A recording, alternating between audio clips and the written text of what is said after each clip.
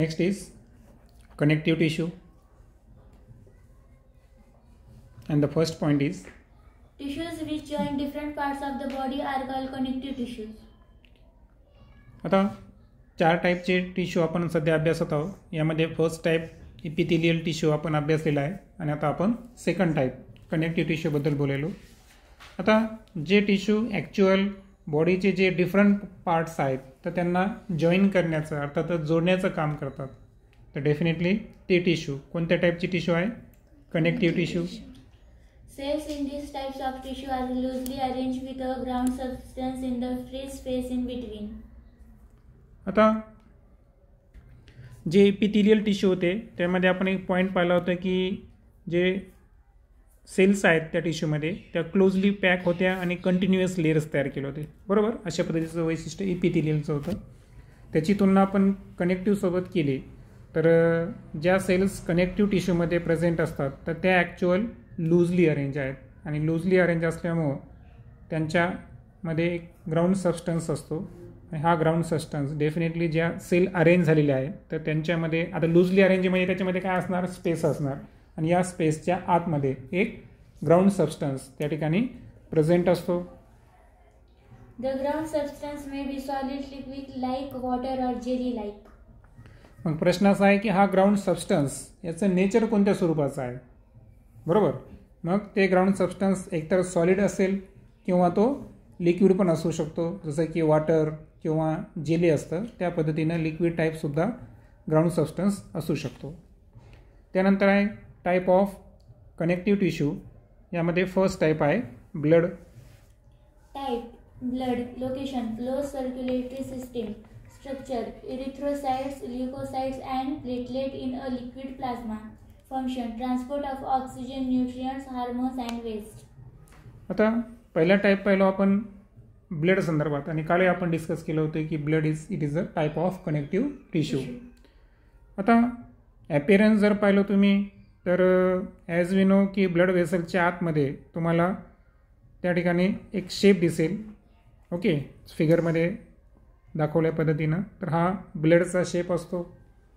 आता ओव्हरऑल जर पाहिलं आपण तर याचं जर लोकेशन पाहिलं आपण तर आपल्याला माहीत आहे की सर्क्युलेटरी सिस्टीम या दोन टाईपच्या असतात. एक आहे ओपन सर्क्युलेटरी सिस्टीम आणि दुसरी असते close circulatory system.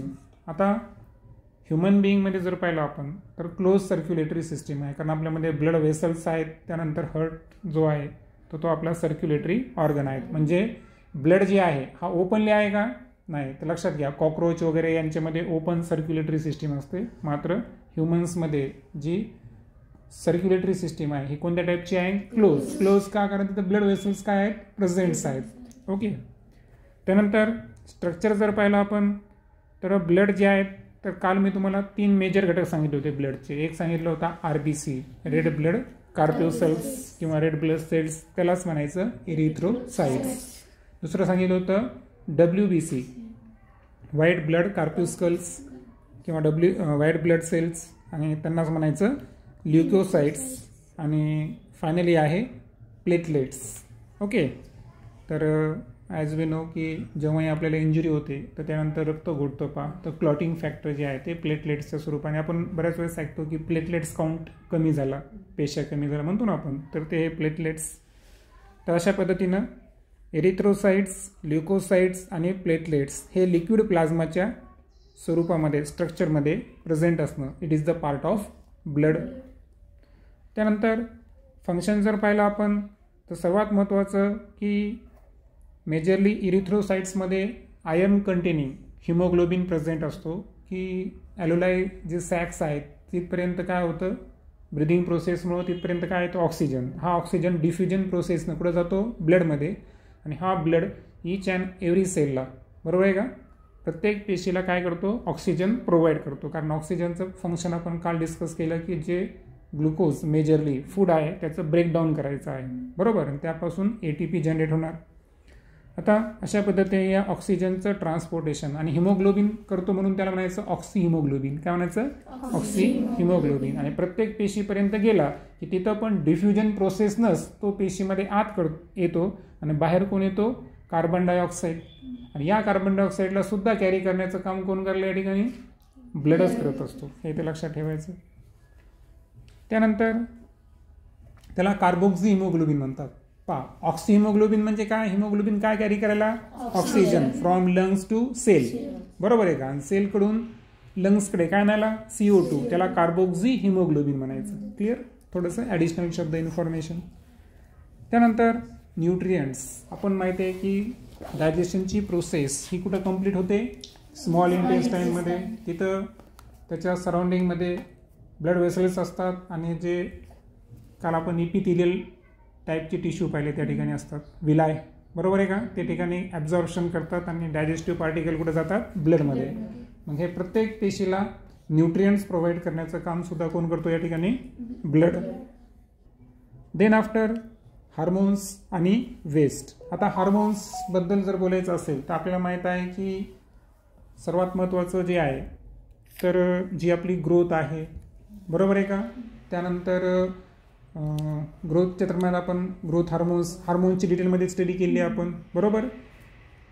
Pituitary ग्लँडचे hormones असतील, बरोबर आहे का? जो की मास्टर एंडोक्राइन ग्लँड्स आहे त्याला कंट्रोल करणारा हायपोथॅलॅमस. त्यानंतर काही luteinising hormone, thyroid stimulating hormone, thyroxine, असे डिफरंट टाईपचे आपण हार्मोन्सचं स्टडी केलं आहे. तर या पूर्ण हार्मोन्सचं सिक्रेशन करण्याचं सुद्धा कार्य जे आहेत हे कोण करतो या ठिकाणी? ब्लड. आणि त्यानंतर राहिला प्रश्न वेस्ट. तर जी आपली एक्सक्रेटरी सिस्टीम आहे, बरोबर आहे का? उत्सर्जन संस्था. तर ॲज वी नो की यामध्ये वेस्ट कोण असेल बरं? मग CO2. कारण मेजर एक्सक्रेटरी ऑर्गन तर कोण आहे? किडनी, जो की युरिनचं फॉर्मेशन करतो या ठिकाणी आणि ब्लडला प्युरिफाय करतो. मात्र ब्लडला प्युरिफाय करायला मात्र वेस्ट कॅरी कोण करायला? ब्लड. किडनीपर्यंत न्यायला कोण? ग्लोमेरुलस बोमन्स कॅप्सूल जे आपण स्ट्रक्चर पाहिले तिथपर्यंत न्यायला कोण? ब्लड. मग फायनली म्हणजे जरी आपण म्हणत असतो की मेजर एक्सक्रेटरी ऑर्गन कोण आहे आपला? किडनी आहे, परंतु त्या किडनीपर्यंत प्रत्येक पेशीचं जे नायट्रोजिनियस वेस्ट आहे ते कॅरी करण्याचं काम कोण करायला? ब्लड. तर एवढे सारे फंक्शन कोणाचे आहे? ब्लडचे आहे. त्यानंतर second lymph. Type: lymph. Location: all around the cells in the body. Structure: fluid ooze out of blood capillaries. Contains leukocytes and liquid ground substance. Function: protection of body from infections. आता blood संदर्भात आपल्या बॉडीमध्ये काय present असते? Blood circulatory system. तसंच एक lymph एक substance आहे जो की प्रत्येक सेल्समध्ये आपल्या बॉडीच्या ऑल अराउंड ज्या सर्व सेल्स आहेत त्या सर्व सेल्स प्रेझेंट असणारा एक आणखीन एक घटक आहे लिम्फ. ओके. फक्त या लिम्फचं तसं सर्क्युलेशन होत नाही जसं सर्क्युलेशन इरिथ्रोसाइट्स, ल्युकोसाइट्स, प्लेटलेट्स जसं पाहिलं आपण ओव्हरऑल बॉडीमध्ये, तसं या ठिकाणी होत नाही. तर याला स्पेशल प्रकारच्या वेसल्स नसतात. ओके. आता मात्र ओव्हरऑल जर पाहिलं आपण तर लिम्फच्या अगोदर मी तुम्हाला लिम्फॅटिक सिस्टीम काय त्या संदर्भात थोडी माहिती सांगतो.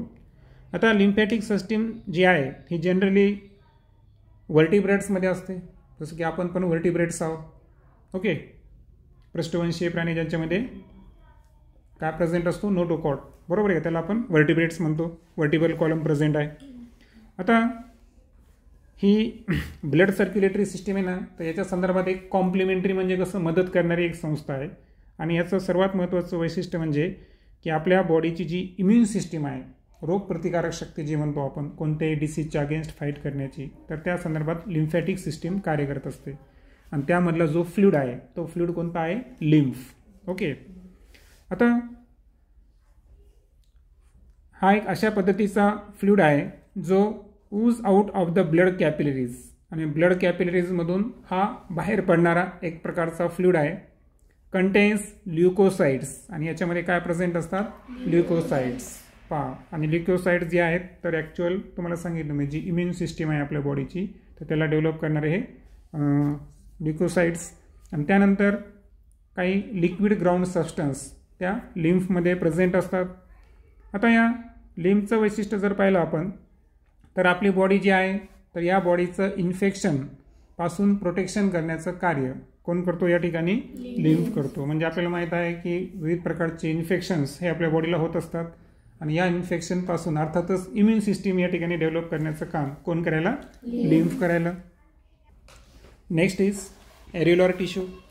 Type alveolar tissue. Location between the skin and muscles around blood vessels. Structure different types of cells loosely arranged and supported by a jelly-like ground substance and elastic fibers. Function supports internal organs.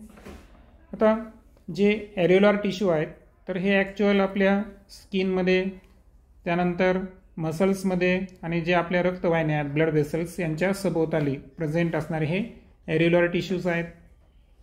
आता यांचं जर आपण structure जर पाहिलं तर ह्या जसं आपण अगोदर कनेक्टिव्ह टिश्यूला डिफाईन केलं होतं तर सेम पद्धतीनं त्या लूजली अरेंज आहे आणि डेफिनेटली त्यामध्ये काय आहे? स्पेस प्रेझेंट असतो आणि या स्पेसमध्ये एक जेली लाईक ग्राउंड सबस्टन्स आणि त्या व्यतिरिक्त इलॅस्टिक फायबर्स त्या ठिकाणी प्रेझेंट असतात, जसं की फिगरमध्ये तुम्हाला एक प्रकारचे फायबर्स दिसतील. ओके, तर हे आहेत एरियुलर टिश्यू. आता एरियुलर टिश्यू लोकेशन तर तुम्ही समजून घेतलं, स्किन, मसल आणि ब्लड वेसल्स. आणि यावरून लक्षात येईल तुमच्या की जे आपल्या शरीरातले इंटरनल ऑर्गन्स आहेत, जेवढे काही अंतरिंद्रिय म्हणतो आपण त्यांना, बरोबर, शरीराच्या आतील इंद्रिय, तर यांना सपोर्ट करण्याचं काम हे एरियुलर टिश्यू करत असतात. त्यानंतर आहे ॲडिपोज tissue. Type adipose tissue. Location below the skin and around internal organs. Structure cells filled with fat droplets, jelly-like ground substance. Function insulation, supply for energy, storage of fats. आता ॲडिपोज tissue जे काही extra fat आपण डाएटमध्ये घेणार तर त्याचं storage जर कुठं होत असेल तर ते कुठं होतं? ॲडिपोज टिश्यू. ओके, म्हणजे आता फिगर जर पाहिली तुम्ही ॲडिपोज टिश्यूची तर ॲज यू नो की सांगितल्याप्रमाणे त्याचं फंक्शन जे आहे ते आपण डिटेलमध्ये डिस्कस करणार आहोत, पण सध्या लोकेशनबद्दल बोलू. तर जे ॲडिपोज टिश्यू आहे हे स्किनच्या बिलो प्रेझेंट असतात. त्यानंतर it is around the internal organs. Okay, म्हणजे जेवढे काही आपल्या बॉडीचे इंटरनल ऑर्गन्स आहेत त्याच्या सभोवताली प्रेझेंट असणारे हे ॲडिपोज टिश्यू. त्यानंतर स्ट्रक्चर जर पाहिलं तर सेल्स जे आहेत तर डेफिनेटली यामध्ये फॅट ड्रॉपलेट्स हे भरलेले असतात सांगितल्याप्रमाणे, कारण फॅट त्या ठिकाणी काय होणार आहे? स्टोअर होणार आहे एक्स्ट्रा डाएटमध्ये जे आपण फॅट घेणार. आणि त्यानंतर जे जेली लाईक सबस्टन्स आहे तर ते तर कंपल्सरीच आहे, कारण आपल्याला माहीत आहे की त्यामध्ये सेल्स जे आहेत त्या लूजली अरेंज असल्यामुळे त्या ठिकाणी जेली लाईक ग्राउंड सबस्टन्स त्या ठिकाणी ॲडिपोज टिश्यूमध्ये पण प्रेझेंट आहे. पहिलं काम आहे इन्सुलेशन.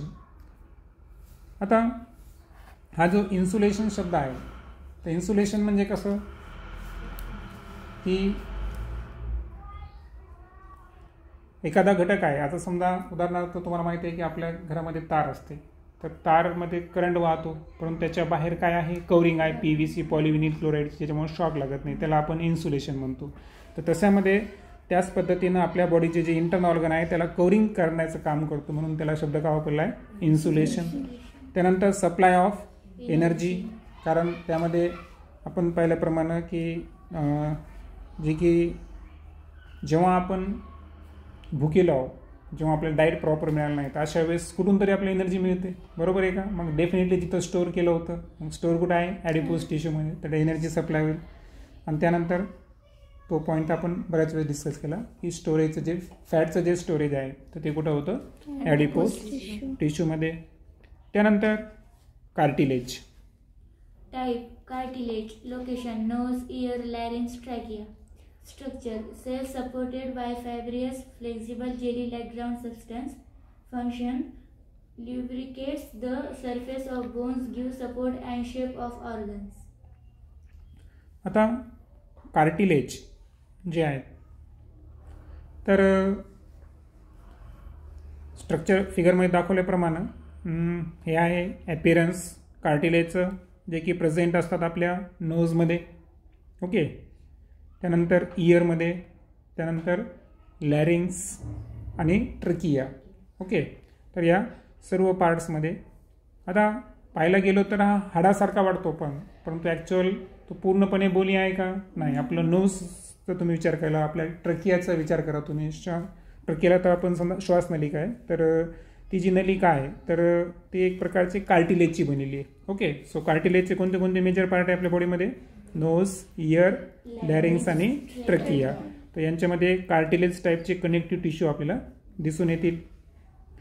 आता कार्टिलेज या टाईपच्या टिश्यूमध्ये जर पाहिलं आपण तर सेल जे आहेत ना तर यांच्यामध्ये फायबर प्रेझेंट असल्यामुळे ते फिब्रियस आहेत. त्यानंतर फ्लेक्झिबल आहेत आणि त्यानंतर त्यामध्ये जेली लाईक ग्राउंड सबस्टन्स पण प्रेझेंट असतो. आता नोजचे बोन वगैरे बघा तुम्ही तर तुमच्या लक्षात येईल की त्यातून तुम्हाला फ्लेक्झिबिलिटी वगैरे दिसून येईल. बरोबर. त्यानंतर आता जे आपले बोन्स आहेत त्या बोनचा जो पृष्ठभाग आहे ना सरफेस तर याला ल्युब्रिकेट करण्याचं काम हे कोण करतात? कार्टिलेज. कारण तुम्हाला माहीत आहे की जसं की आपण सायकल चालवतो तर ल्युब्रिकेशन काय असतं आपल्याकडे? ऑइल जितकं देऊ तेव्हा फ्रिक्शन कशाचं कमी होतं त्या ठिकाणी? चेनचं फ्रिक्शन कमी होतं. बरोबर आहे का? चेन जी आहे ती घासल्या जात नाही ना कारण ती मेटलची आहे. ती ऑइलिंग नाही केली तर डेफिनेटली त्या ठिकाणी ते डॅमेज होते, तुटते वगैरे असं आहे. तर सेम पद्धतीनं जे बोनचं सरफेस आहे त्याला ल्युब्रिकेट करण्याचं काम कोण करलं या ठिकाणी? कार्टिलेज. त्यानंतर जे बॉडीचे ऑर्गन्स आहेत तर त्या ऑर्गन्सला सपोर्ट आणि शेप प्रोव्हाइड करण्याचं कामसुद्धा कोण करतो? कार्टिलेजच करतो. त्यानंतर आहे bones. Type bones. Location skeleton, a specific structure extending throughout the body. Structure osteocytes embedded in solid ground substance made up of calcium phosphate. Function supports and protects different organs, helps in movement. आता आपल्या बॉडीची जी skeletal system आहे त्याला शरीराचा सांगाडा म्हणतो आपण. तर याच्यातला मेजर पार्ट कोण आहे? बोन. सो बोनचं जर आपण लोकेशन पाहिलं, ॲपिरन्स पाहिलं तर ते लोकेशन आहे पूर्ण स्केलेटल सिस्टीम. बरोबर.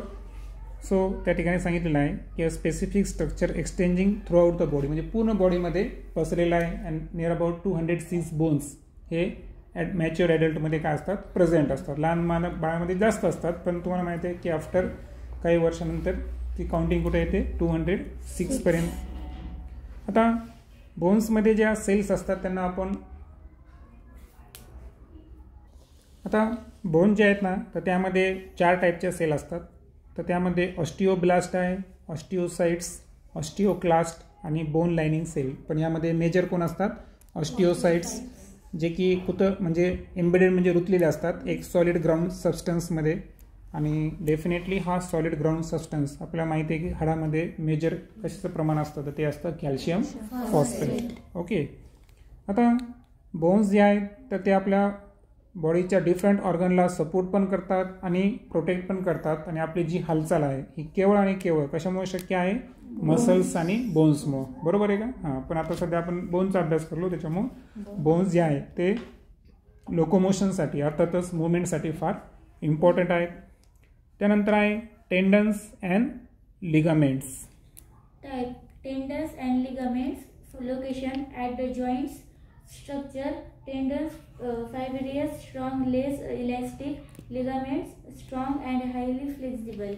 Function tendons join muscles to bones. Ligaments join two bones to each other. आता टेंडन्स आणि लिगामेंट्स यांच्यामधला फरक जर जाणून घ्यायचा असेल, स्नायुबंध आणि अस्थिबंध, बरोबर आहे का? असे त्यांची नावं आहेत. तर त्याच्यावरून तुम्हाला फार व्यवस्थित लक्षात येईल.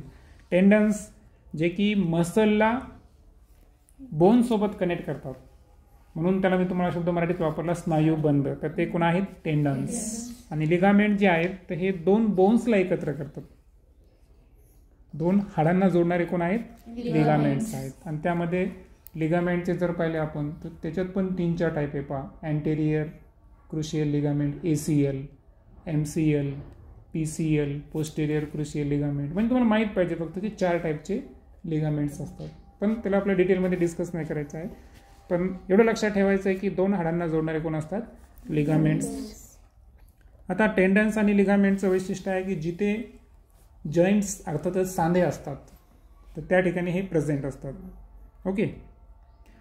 आता मग टेंडन्स आणि लिगामेंट्समध्ये काय डिफरन्स आहे का? तर एक मेजर डिफरन्स असा आहे की टेंडन्स जे आहेत ना हे फिब्रियस आहेत, स्ट्रॉंग आहेत मात्र इलॅस्टिसिटी काय असते त्याच्यामध्ये थोडीशी कमी प्रमाणात असते, म्हणजे लेस इलॅस्टिक आहे, म्हणजे जास्त आपण त्याला ताणू शकत नाही अशा पद्धतीचे टेंडन्स असतात. मात्र फिब्रियस आणि स्ट्रॉंग असणं हे त्यांचं फीचर आहे. आणि सांगितल्याप्रमाणे टेंडन्स हे मसल्सला जॉईंट बोनसोबत काय करतात, कनेक्ट करतात. ओके. दुसरं पाहिलं आपण लिगामेंट्स हे पण स्ट्रॉंग असतात, मात्र फ्लेक्झिबिलिटी जर पाहिली आपण तर हे हायली फ्लेक्झिबल आहे. म्हणजे टेंडन्स आणि लिगामेंट्समध्ये जर तुलना केली तर जास्त फ्लेक्झिबल कोण आहेत, तर ते कोण आहेत, लिगामेंट्स हे जास्त फ्लेक्झिबल असतात. आणि फ्लेक्झिबल असल्यामुळे आपण हाय जंप, लॉंग जंप, जिम्नॅस्टिक, बरोबर आहे का, त्यानंतर वेगवेगळ्या प्रकारचे जे स्पोर्ट्स आहे, डान्स करताना जे मुवमेंट्स करतो आपण, हे सगळं का, कारण मला सांगा ना, बोन्स वगैरे तर फ्रॅक्चर झाले असते वेगवेगळे एक्सटेंड करून, पण जे फ्लेक्झिबिलिटी आहे तर ती कशामुळे येते, या ठिकाणी लिगामेंट्समुळे येते. आणि तुम्ही पाहिलं असेल की बऱ्याच वेळेस काही इंजुरीज वगैरे होतात डान्सरला वगैरे, तर अशा वेळेस तिथे सांगतात की टेंडन्स किंवा लिगामेंट जे आहे ते काय झाले, टोर्न झाले. टोर्न म्हणजे तुटणे, किंवा त्या ठिकाणी टियर होतात, असा एक शब्द ऐकला, टियर पण शब्द आहे, टियर म्हणजे तुटणे सुद्धा आहे. ओके. तर असे हे लिगामेंट्स जे स्ट्रॉंग आणि हायली फ्लेक्झिबल असतात. आणि त्यांचं जे मेजर फीचर आहे की जे दोन बोन्स आहेत तर त्या बोन्सला जॉईन करण्याचं काम, पण लोकेशन कुठं असेल, जॉईन. जसं की आपलं नी आहे, गुडघा आहे, तर या गुडघ्यामध्ये जर पाहिलं ना तुम्ही तर गुडघ्याच्या समोर ACL आहे पहा, अँटिरियर क्रुशियल लिगामेंट. साईडला जर पाहिलं तर MCL, मेडियल कोलॅटरी लिगामेंट. गुडघ्याच्या पाठीमागं जर पाहिलं तुम्ही तर PCL, पोस्टेरियर लिगामेंट, समजा पोस्टेरियर लिगामेंट म्हणून आपण PCL, क्रुशियल लिगामेंट. ओके. असे म्हणजे आहे एकच नाही, पण त्याच्यामध्ये सुद्धा 2-3 टाईपचे काय दिसतील तुम्हाला, लिगामेंट दिसतील. आणि त्याच्यामुळे आपले जे आहे तुम्हाला माहिती आहे की बऱ्याच वेळेस मेजर जर पाहिला आपण, बरोबर आहे का, तर कोणते स्टंट, डान्स, स्पोर्ट्स त्याच्यामध्ये मेजर रोल हा कोण प्ले करतो, नी प्ले करतो, बरोबर आहे का. आणि सो त्या ठिकाणी सर्वात इम्पॉर्टंट हे टेंडन्स आणि लिगामेंट्स रोल प्ले करतात. नेक्स्ट व्हिडिओमध्ये आपण मस्क्युलर टिश्यू संदर्भात डिटेलमध्ये डिस्कस करू.